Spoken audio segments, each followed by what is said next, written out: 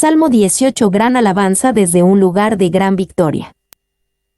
Este es un salmo largo. Solo hay 3 salmos más largos en toda la colección, 78, 89 y 119.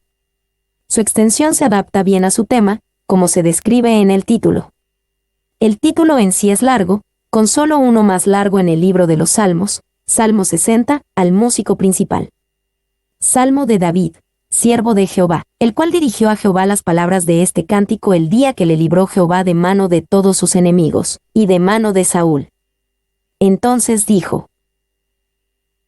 En el título, David nos dice para quién fue escrito el Salmo, Dios mismo, que es el músico principal. Nos dice más sobre sí mismo, para que lo consideremos siervo de Jehová. Nos cuenta la ocasión para escribir el Salmo, posiblemente no solo las secuelas inmediatas de la muerte de Saúl, descritas en 1 Samuel 31, 2 Samuel 1, sino también del periodo que condujo a la entronización de David, 2 Samuel 2 a 5. También nos dice algo sobre Saúl, quien debido a la gran bondad inmerecida de David, no se cuenta explícitamente entre los enemigos de David, de mano de todos sus enemigos, y de mano de Saúl. Este salmo es prácticamente el mismo que el salmo cantado por David al final de su vida, como se registra en 2 Samuel 22. Es probable que David compusiera este cántico cuando era más joven. Sin embargo, en su vejez, David pudo mirar atrás con gran gratitud y cantar esta canción de nuevo, contemplando toda su vida. A. La liberación.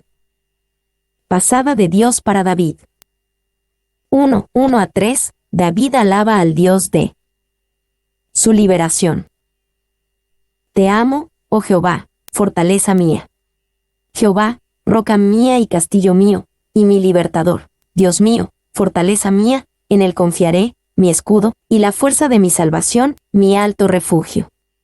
Invocaré a Jehová, quien es digno de ser alabado, y seré salvo de mis enemigos. Te amo, oh Jehová. Esta era una declaración triunfante hecha en una temporada de gran triunfo. Es cierto que David decidió amar al Señor, pero es más cierto que simplemente se sintió movido a amar al Señor que lo libró de manera tan maravillosa. Y, desde que fue sacado del redil y ungido como futuro rey de Israel, David había vivido unos 20 años más o menos como fugitivo y como un hombre que lo había perdido todo.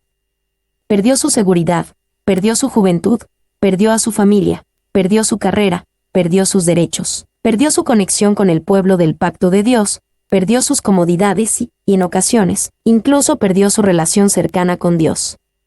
A pesar de todo, se mantuvo firme en el Señor. Y Dios en su tiempo libró a David y cumplió la promesa de su unción. Hecha mucho tiempo atrás. 2. Al decir, te amo, David usó una palabra un tanto inusual. Esta palabra para amor es poco común, impulsiva y emocional. Encontrada en otros lugares solo en sus formas intensivas, generalmente expresa el amor compasivo del más fuerte por el más débil. Bois.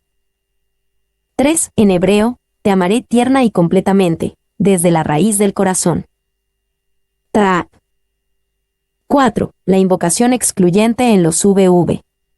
1 a 3 toca a la vez la marca de la marea alta de la devoción del Antiguo Testamento, y se destaca entre sus expresiones más nobles. En ninguna otra parte de las Escrituras se emplea la forma de la palabra que se usa aquí para amor. Tiene una profundidad y una ternura especiales. McLaren. David dijo, te amo, al Dios que lo liberó, no solo por rescatarlo de su prueba, sino por todo lo que Dios hizo en las pruebas y a través de ellas para convertirlo en lo que ahora era. David no se amargó contra Dios, como diciendo, bueno, ya era hora de que me liberaras. En cambio, estaba agradecido de que los años de problemas hubieran hecho algo bueno y necesario en su vida. Jehová, roca mía y castillo mío, y mi libertador. David sabía que esto era cierto antes, pero lo sabía por fe. Ahora David cantaba desde una perspectiva de que conocía esto por experiencia de una manera más grande que nunca.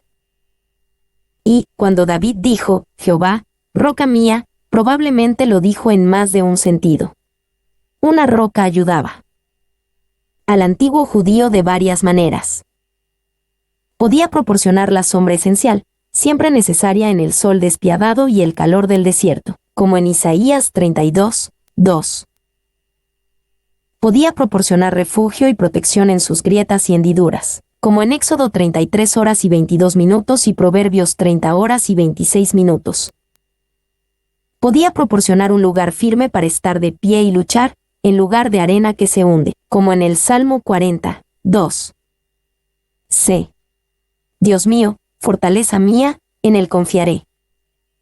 David conocía el triunfo de la fortaleza de Dios sobre una extensa prueba. Muchas personas caen bajo la insoportable duración de una larga temporada de pruebas, y David estuvo cerca de hacerlo, 1 Samuel 27, 29 a 30. Y el hecho de que David veía a su Dios como fortaleza nos recuerda la promesa expresada más tarde por medio de Pablo: fortaleceos en el Señor y en el poder de su fuerza, Efesios 6:10. D. Mi escudo, y la fuerza de mi salvación, mi alto refugio. Cuando David enumera nombres honrosos de Dios sobre nombres honrosos. Podemos contar 9 solo en estos primeros versículos. Tenemos la sensación de una avalancha de alabanza y emoción de parte de David. No puede decir lo suficiente sobre quién es Dios y las grandes cosas que ha hecho por David. Y es revelador que David pueda hablar con tanta elocuencia acerca de su Dios y lo que Dios ha hecho por él. Como dice McLaren, el conjunto es una larga y amorosa acumulación de nombres apreciados. Esto significa que David conocía a Dios y había experimentado a Dios. 2. En estos 9 títulos, vemos lo que Dios era para David. Su fortaleza, que indica un lugar de refugio, seguridad y una posición segura. Su roca, lo cual indica un lugar de resguardo, seguridad y una posición firme. Su castillo, un lugar de fortaleza y seguridad. Su libertador, el que le abrió una vía de escape. Su Dios fuerte, no solo el objeto de mi adoración, sino el que pone fuerza en mi alma. Clarke.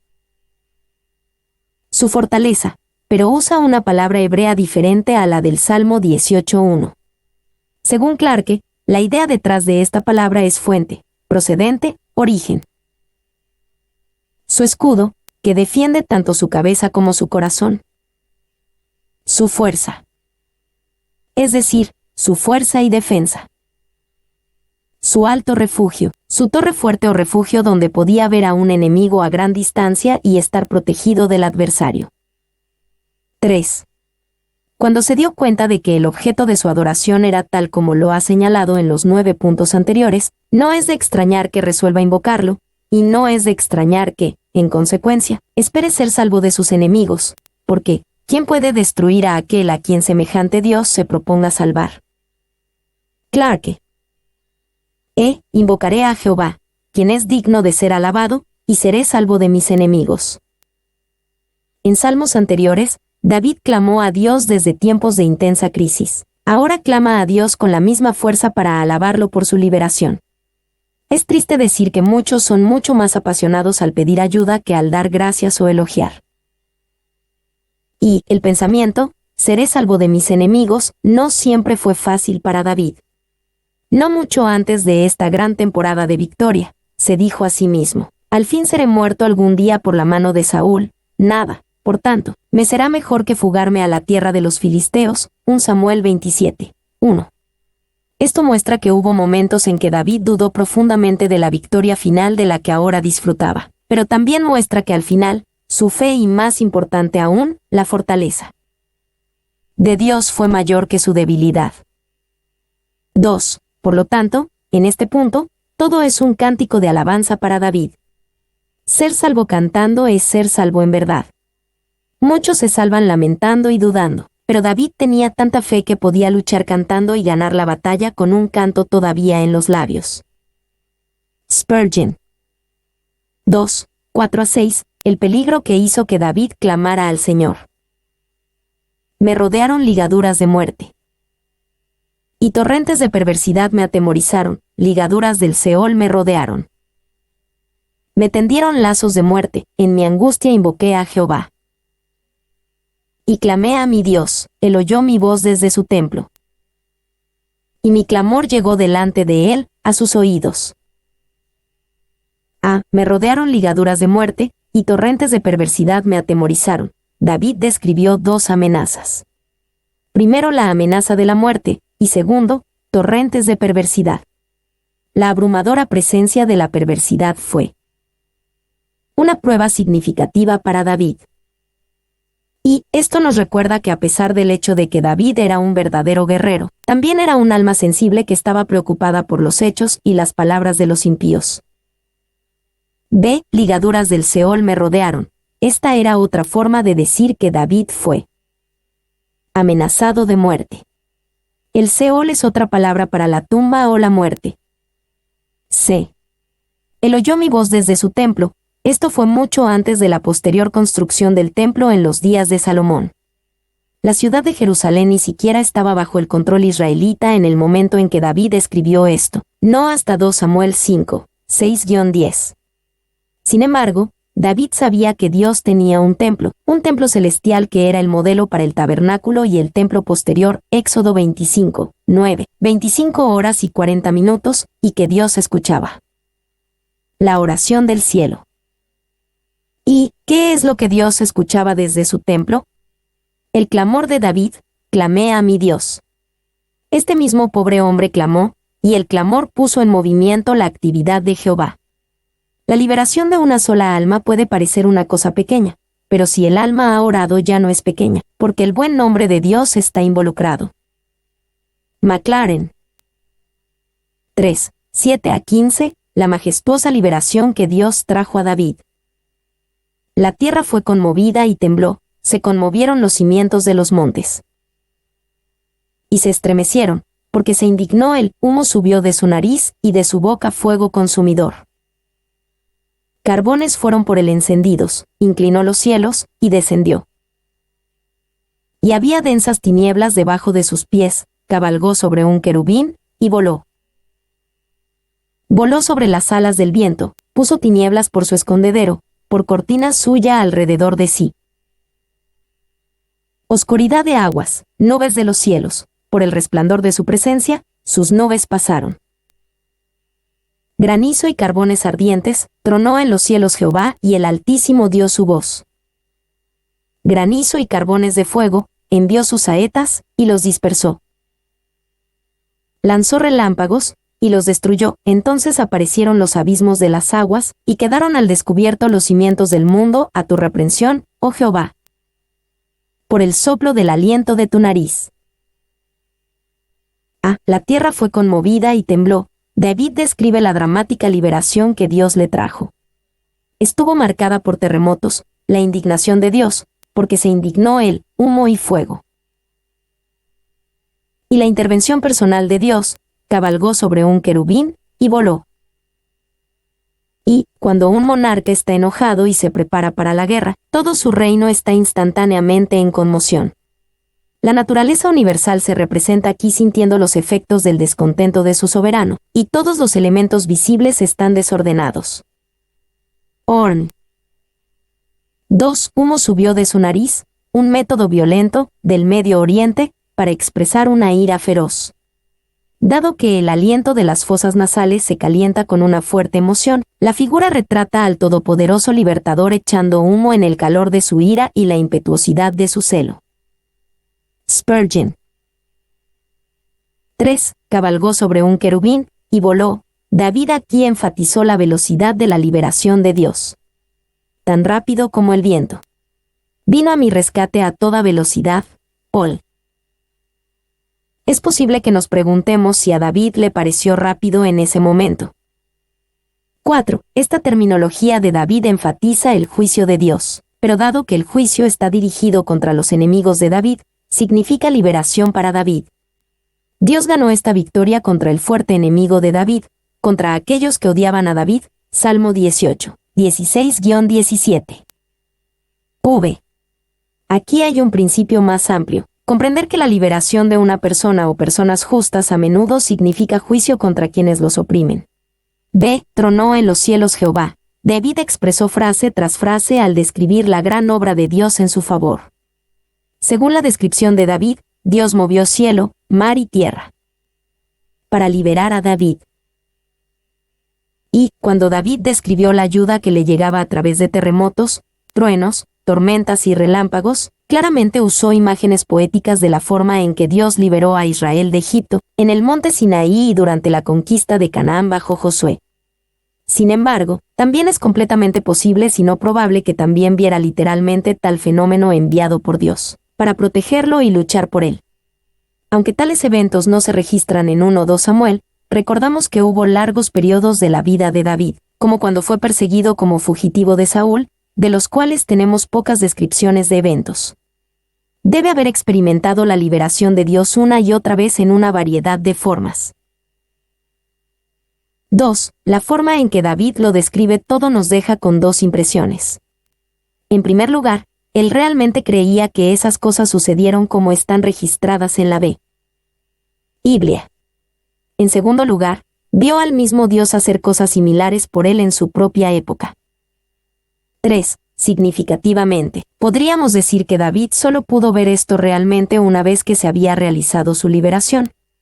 En medio de sus pruebas, David tuvo muchas razones y ocasiones para preguntarse dónde estaba la mano liberadora de Dios.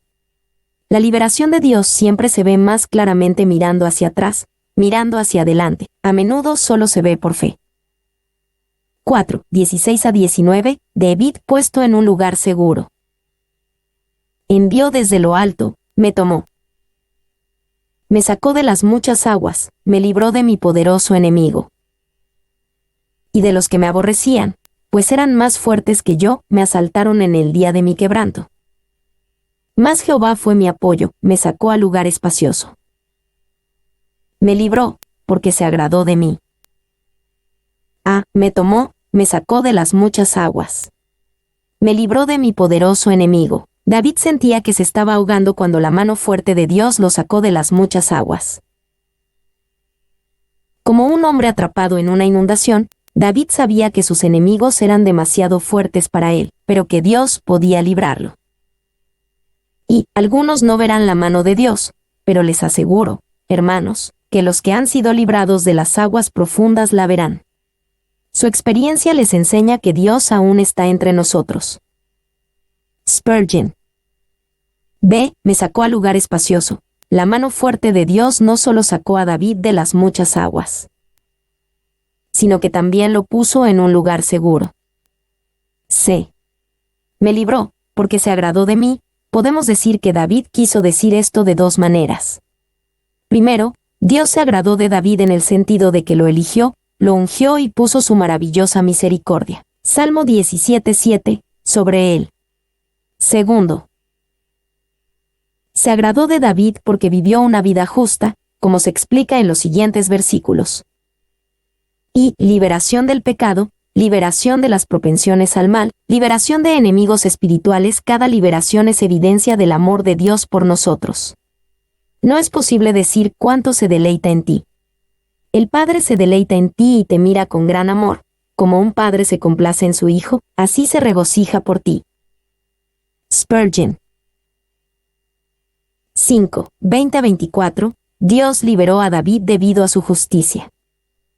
Jehová me ha premiado conforme a mi justicia.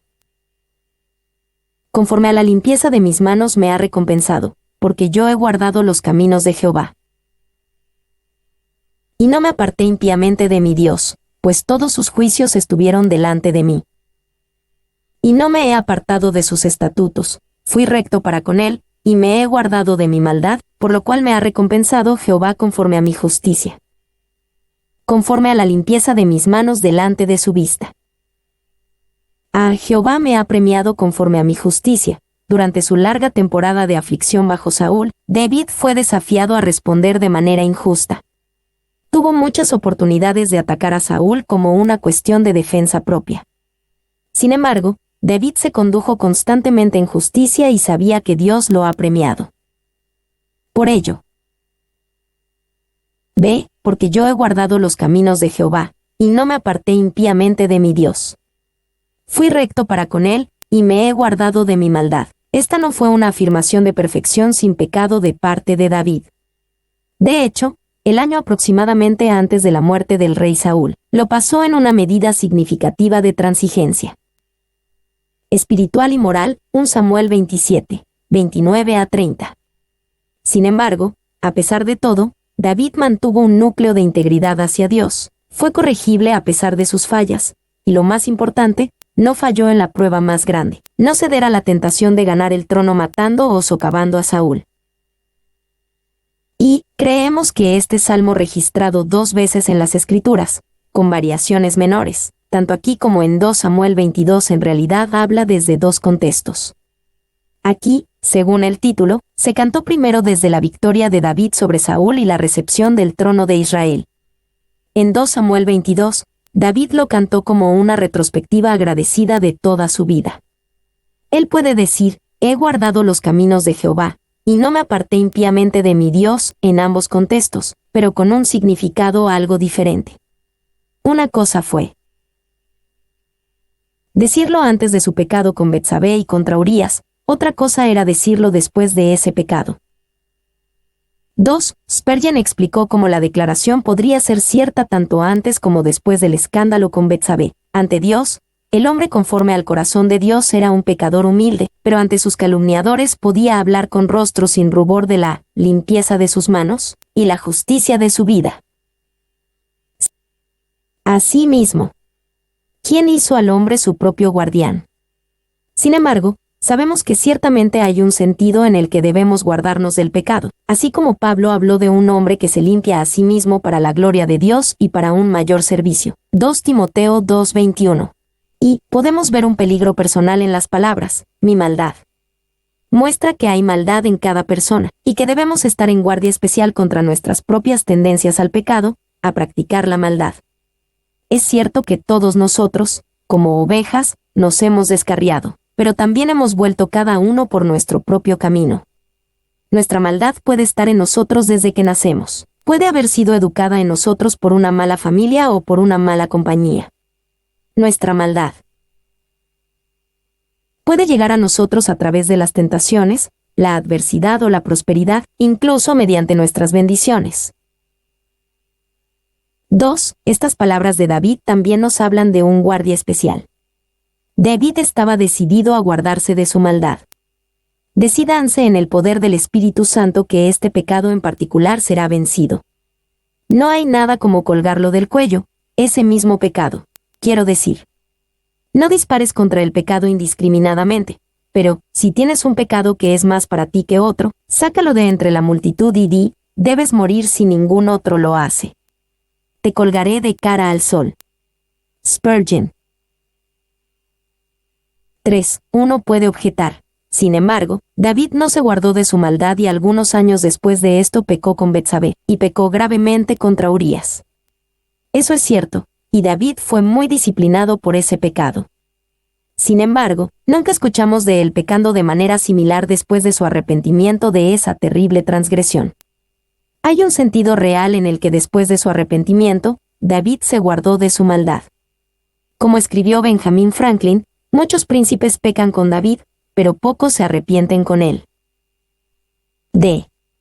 Por lo cual me ha recompensado Jehová conforme a mi justicia. David resistió la tentación notablemente fuerte de deponer a Saúl y tomar el trono que se le prometió, ya sea con violencia o intriga. Esta fue la expresión constante de justicia que el Señor recompensó al darle a David un trono que no se le podía quitar. Y David aquí simplemente testificó de su conciencia limpia, lo cual es algo bueno y maravilloso. El piadoso tiene la conciencia tranquila y se sabe recto. Negará su propia conciencia y despreciará la obra del Espíritu Santo, presentándose hipócritamente como peor de lo que es. Spurgeon. 6, 25 a 27, un principio permanente del trato de Dios con el hombre. Con el misericordioso te mostrarás misericordioso. Y recto para con el hombre íntegro, limpio te mostrarás para con el limpio. Y severo serás para con el perverso, porque tú salvarás al pueblo afligido. Y humillarás los ojos altivos. A. con el misericordioso te mostrarás misericordioso. David entendió un principio básico del trato de Dios con los hombres, que Dios a menudo trata a un hombre de la misma manera que el hombre trata a los demás. Y Jesús explicó este principio en el Sermón del Monte, porque con el juicio con que juzgáis, seréis juzgados, y con la medida con que medís, os será medido. Mateo 7:2. La naturaleza humana quiere usar una pequeña medida de misericordia con los demás, pero quiere una gran dosis de misericordia de Dios. Jesús nos dijo que esperáramos de Dios la misma medida que damos a los demás. 2. Tenga en cuenta que incluso los misericordiosos necesitan misericordia. Ninguna cantidad de generosidad hacia los pobres o perdón hacia los enemigos puede ponernos más allá de la necesidad de misericordia. Spurgeon. 3. La actitud de Dios hacia los hombres es creada por su actitud hacia él. Morgan. Este principio funciona de manera positiva. Los que muestran gran misericordia reciben gran misericordia. También funciona de forma negativa, y severo serás para con el perverso. Una ilustración de esto fue como Dios usó al severo Labán para educar al perverso Jacob. Génesis 27-28. 4. Es significativo que esto aparezca en el Salmo que celebra la victoria de David sobre Saúl. Ambos lados de este principio, el trato de Dios con el misericordioso y el perverso, se ilustraron poderosamente en las vidas de David y Saúl a través de su conflicto en curso. Los traductores han tenido problemas con la segunda mitad del Salmo 18:26, porque comunica un concepto difícil. Es fácil decir que si un hombre es puro para con Dios, entonces Dios será puro para con él.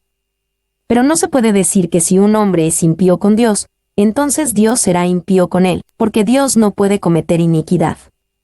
Entonces, David expresa la segunda mitad del paralelo con una palabra algo ambigua, cuyo significado fundamental es retorcido. El versículo en realidad dice, al retorcido, o tortuoso, te mostrarás retorcido, o tortuoso. La idea parece ser que si una persona insiste en seguir caminos tortuosos en su trato con Dios, Dios lo burlará, como ese hombre se merece. Boice. Levítico 26. 23-24 promete tal cosa, y si con estas cosas no fuereis corregidos, sino que anduviereis conmigo en oposición, yo también procederé en contra de vosotros, y os heriré aún 7 veces por vuestros pecados.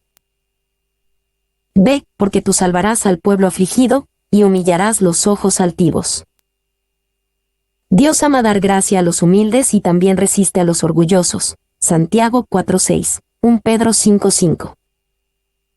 Y pueblo afligido, la idea detrás de la palabra hebrea ani se refiere a los pobres, afligidos y necesitados. El cuidado de Dios por este pueblo afligido se encuentra en varios salmos. Salmo 10:2, 22-24, 35 horas y 10 minutos, 68 horas y 10 minutos, aunque la palabra hebrea ani puede traducirse de manera diferente en diferentes lugares. El poder presente y futuro de Dios para David. 1. 28-30. Dios da su luz y su palabra para empoderar a David. Tú encenderás mi lámpara. Jehová mi Dios alumbrará mis tinieblas, contigo desbarataré ejércitos. Y con mi Dios asaltaré muros. En cuanto a Dios, perfecto es su camino, y acrisolada la palabra de Jehová. Escudo es a todos los que en él esperan. Tú encenderás mi lámpara. David ahora pasa de un agradecimiento gozoso por el pasado, a la confianza en el futuro. El mismo Dios que lo llevó al trono le daría la luz que necesitaba para gobernar e iluminar sus tinieblas. Contigo desbarataré ejércitos, y con mi Dios asaltaré muros. Esto da gracias por las victorias pasadas y agradece a Dios por las fuerzas presentes. Uno podría pensar que después de 20 años de vivir como fugitivo de Saúl, David simplemente estaría exhausto. Este no era el caso. Dios le daba poder, se sentía lo suficientemente fuerte como para lograr hazañas sobrehumanas. Y por ti he atravesado las tropas armadas de mis enemigos. He escalado los muros de sus ciudades y castillos más fuertes, y así los he tomado. Pole. 2. Con fe, qué fáciles se vuelven todas las hazañas. Sin embargo, cuando no tenemos fe, luchar con los enemigos y superar las dificultades es un trabajo arduo. Pero, cuando tenemos fe, qué fáciles nuestras victorias. ¿Qué hace el creyente? Hay una tropa, bueno, él corre con fe. Luego, luchar con los enemigos y superar las dificultades es un muro duro, ¿qué pasa con eso? Él salta por encima de él. Es asombroso lo fácil que se vuelve la vida cuando un hombre tiene fe. ¿La fe disminuye las dificultades? Oh, no, las aumenta, pero aumenta tu fuerza para vencerlas. Si tienes fe, tendrás pruebas, pero harás grandes hazañas, soportarás grandes privaciones y obtendrás victorias triunfantes. Spurgeon. Sé perfecto es su camino, y acrisolada la palabra de Jehová. David habló de las grandes cosas que podía hacer con el poder de Dios, pero volvió al pensamiento de la grandeza de Dios. Consideraba la perfección de su camino, y el carácter acrisolado de su palabra. Y, acrisolada la palabra de Jehová, literalmente probada en el fuego. Ha resistido todas las pruebas, y nunca les ha fallado a quienes la defendieron ante su autor. 2. David podía decir, acrisolada la palabra de Jehová por su experiencia personal. La palabra dada a David que él sería el próximo rey de Israel, además de cientos de promesas más pequeñas, había sido probada como cierta. 3. Muchos no saben esto por su propia experiencia porque nunca permitirán que los pongan en una situación en la que Dios deba probar la verdad de su palabra. David sabía la verdad de esto por las circunstancias extremas de su vida. 2, 31 a 36, Dios le da a David fuerza y habilidad. Porque, ¿quién es Dios sino solo Jehová? ¿Y qué roca hay fuera de nuestro Dios? Dios es el que me ciñe de poder, y quien hace perfecto mi camino, quien hace mis pies como de ciervas, y me hace estar firme sobre mis alturas, quien adiestra mis manos para la batalla. Para entesar con mis brazos el arco de bronce, me diste asimismo el escudo de tu salvación. Tu diestra me sustentó. Y tu benignidad me ha engrandecido, ensanchaste mis pasos debajo de mí. Y mis pies no han resbalado. Porque, ¿quién es Dios sino solo Jehová? David aquí celebró la realidad del Dios de Israel contra las ilusiones de los dioses de las naciones. Los filisteos, los moabitas, los edomitas y todos los demás tenían sus dioses, pero solo Yahvé, Jehová, es Dios. Y vanos eran los ídolos del mundo antiguo, Baal y Júpiter, tan vanos son los de los tiempos modernos placer, honor y utilidad. No pueden otorgar contenido ni hacer felices a sus devotos abajo, mucho menos podrán librar de la muerte, o abrir las puertas eternas de arriba. Orn. B. Dios es el que me ciñe de poder. Quien hace mis pies como de ciervas, David conocía por experiencia el poder de Dios que le fue dado, y también la habilidad para usar tal poder. Este poder era como la habilidad que tienen las ciervas, que pueden correr sin esfuerzo por los lugares altos.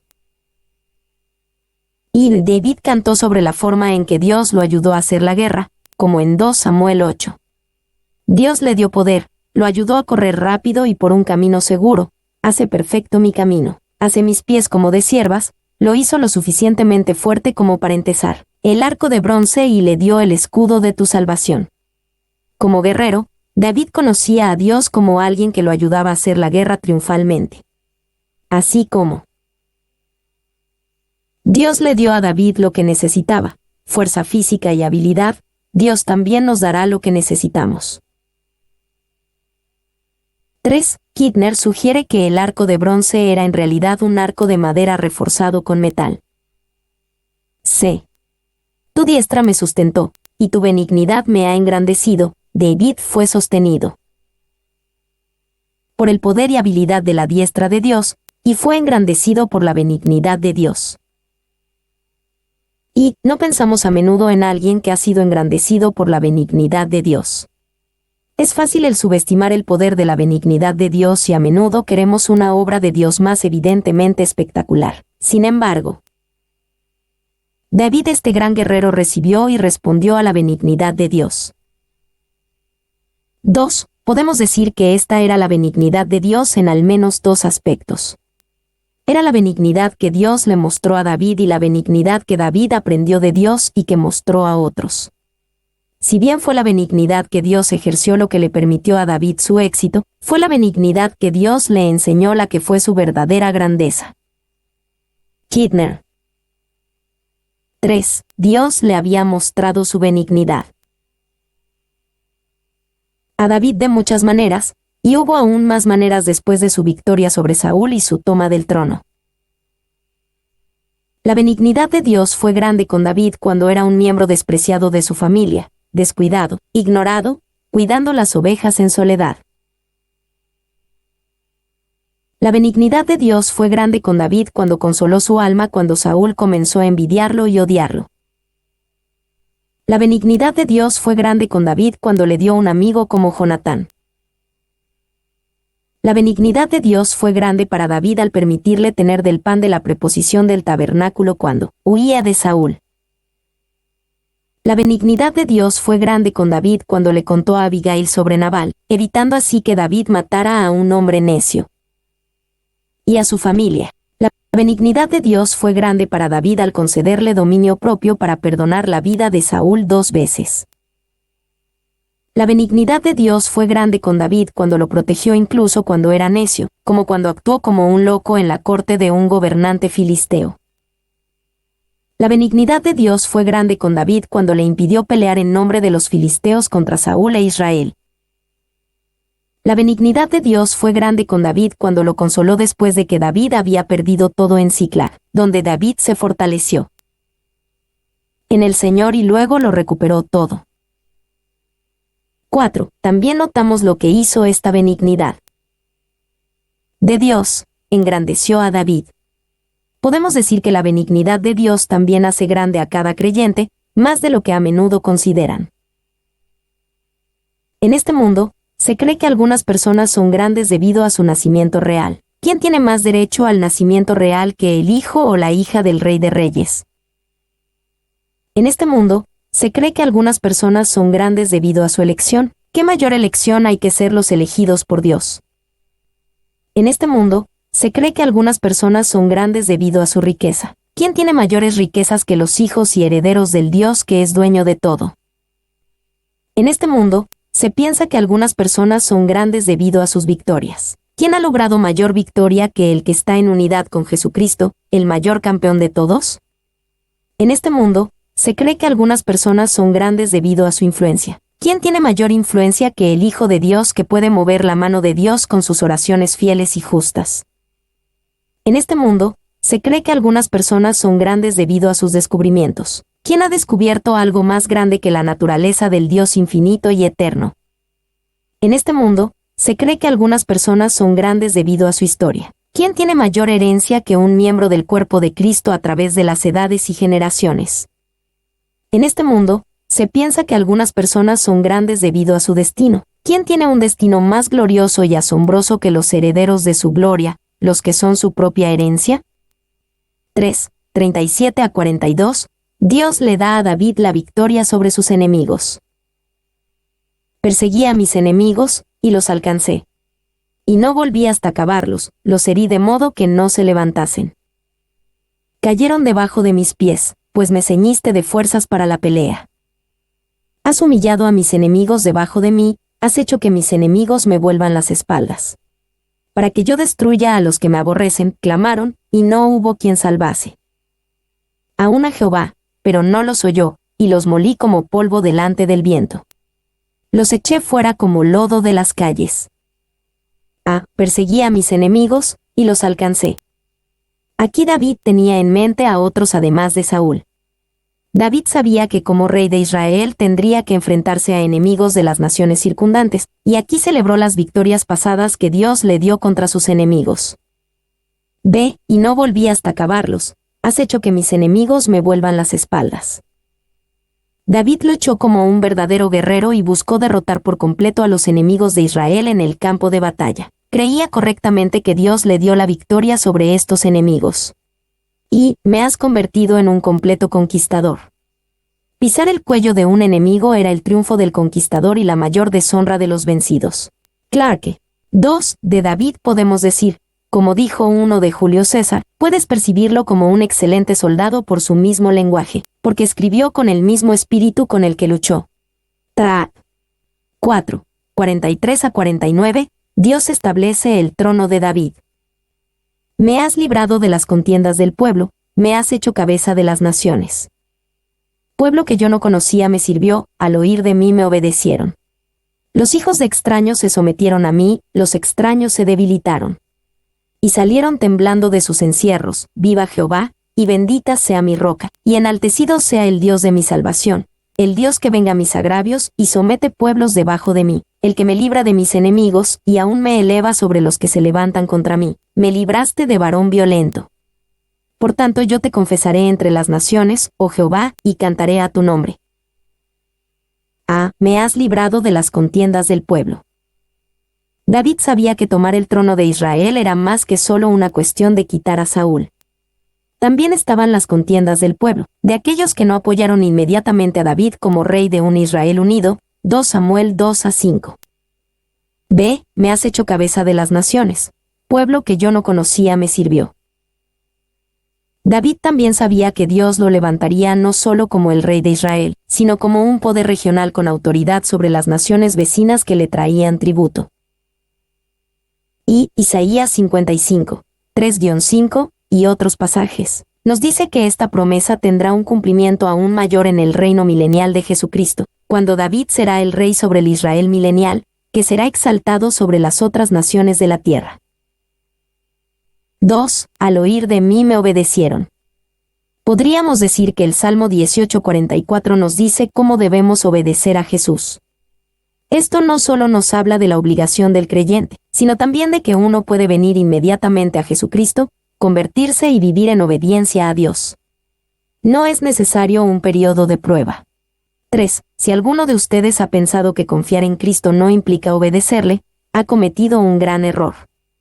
Hacen muy mal los que claman creer en Cristo y, sin embargo, desprecian la obediencia a Él, porque obedecer es creer en otra forma, y brota de la fe.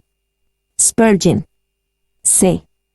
Viva Jehová, y bendita sea mi roca. Todo esto hacía que David amara y honrara al Señor más que nunca. Alababa a Dios por las grandes cosas que había hecho. Verdaderamente había librado a David del varón violento. Sobre todo del asesino Saúl que lo perseguía.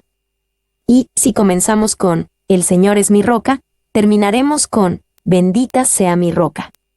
Maclaren, D. Por tanto yo te confesaré entre las naciones, oh Jehová, y cantaré a tu nombre. En un nivel, este era David alabando a Dios por su liberación y seguridad entre los reinos vecinos. En un segundo nivel, Pablo cita esto en Romanos 15, 8-12 como la primera de las 4 profecías del Antiguo Testamento que demuestran que la obra de Jesucristo no fue solo para el pueblo judío, sino también para los gentiles. Por tanto, David es aquí transportado más allá de sí mismo, incluso a su descendencia eterna, como se expresa en el Salmo 18:50, y habla esto en relación especial con Cristo. Paul. 2. Si bien David pudo haber pensado solo en la fama de Yahvé que se extendió por todas partes, sus palabras en su valor completo retratan al ungido del Señor, Salmo 18:50, en última instancia, al Mesías, siendo alabado en comunión con una multitud de adoradores gentiles. Kidner. 3. En este punto, se nos anima a revisar todo el Salmo en busca de significados mesiánicos, boís. Podemos ver muchas imágenes de Jesús y su obra en este Salmo. Salmo 18, 1-6 sugiere su muerte, me rodearon ligaduras de muerte. Ligaduras del Seol me rodearon, me tendieron lazos de muerte. Salmo 18, 7-18 sugiere su resurrección, la tierra fue conmovida y tembló, se conmovieron los cimientos de los montes. Envió desde lo alto, me tomó, me sacó de las muchas aguas. Me libró de mi poderoso enemigo. Salmo 18, 19-27 sugiere su exaltación, porque yo he guardado los caminos de Jehová. fui recto para con él. Por lo cual me ha recompensado Jehová conforme a mi justicia. Salmo 18, 28-42 sugiere su victoria. Perseguí a mis enemigos, y los alcancé. Jesús fue lo suficientemente fuerte como para correr contra una tropa y salir victorioso. Los enemigos de Jesús eran fuertes y disciplinados. Sin embargo, Cristo los enfrentó y los derrotó. Jesús fue lo suficientemente grande como para saltar un muro, el muro de la santa ley de Dios que nos separaba de él. No destruyó el muro, en cambio, con su vida santa saltó sobre él. Y cumplió la ley en nuestro favor. Salmo 18, 43-50 sugiere su reino. Me has hecho cabeza de las naciones. Extraños se sometieron a mí, aún me eleva sobre los que se levantan contra mí. Por tanto yo te confesaré entre las naciones, oh Jehová. 4. Si bien el uso del Salmo 18:49 en Romanos 15:9 muestra que el Espíritu Santo hablaba de Jesús y su obra aquí, también tiene una aplicación única para el mismo David. Hay un sentido en el que se aplica particularmente a David, bien observado por Teodoret. Vemos, dice él, evidentemente el cumplimiento de esta profecía, porque incluso hasta el día de hoy David alaba al Señor entre los gentiles por boca de verdaderos creyentes, viendo que no hay una ciudad, pueblo, aldea, país, ni siquiera un desierto, donde los cristianos habiten, en el que Dios no sea alabado por el canto de los salmos de David. Clarke. 5:50. Dios bendice a su rey ungido. Grandes triunfos da a su rey y hace misericordia a su ungido. A David y a su descendencia, para siempre.